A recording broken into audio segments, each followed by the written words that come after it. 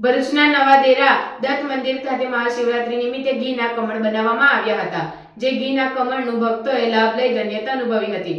દત્ત પરિવાર દ્વારા 8 ફૂટ ઊંચો ઘીનો કમળ બનાવ્યું હતું. ભરૂચના નવા દેરા દત્ત મંદિરમાં મહાશિવરાત્રી નિમિત્તે દત્તોપાસક પરિવાર દ્વારા ઘીમાંથી 8 ફૂટ ઘીનું કમળ બનાવવામાં આવ્યું હતું.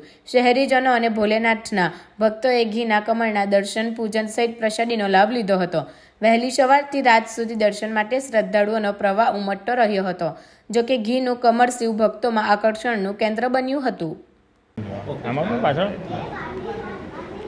મારું નામ અંકુર જાદવ છે.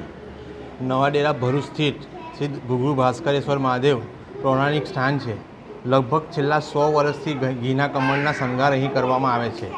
છેલ્લા 15 વર્ષથી દત્તોપાસક પરિવાર અલગ અલગ ઘીના કમળનો શણગાર કરે છે. ચાલુ વર્ષે ભરૂચમાં પ્રથમ પંચમુખી મહાદેવની થીમ પર ઘીના બનાવવામાં આવ્યા છે અને ઘીના કમળનો શણગાર કરવામાં આવ્યો છે.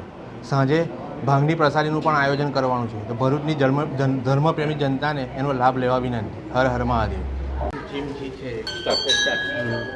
મારું નામ આકાશ સાહીવાલા છે. દત્ત મંદિરના પૂજારી છું. અમે ઘણા વર્ષોથી ઘીના કમળના દર્શન બનાવતા રહીએ છીએ અને ભક્તજનો આનો લાભ લે છે. અને ત્રીજી પેઢીથી આજે મારા દાદાના ટાઈમથી અમે આ ઘીના કમળના દર્શન આજે ભક્તજન દત્ત મંદિરમાં કરાવીએ છીએ અને એનો ભક્તો સારો એવો લાભ લે છે.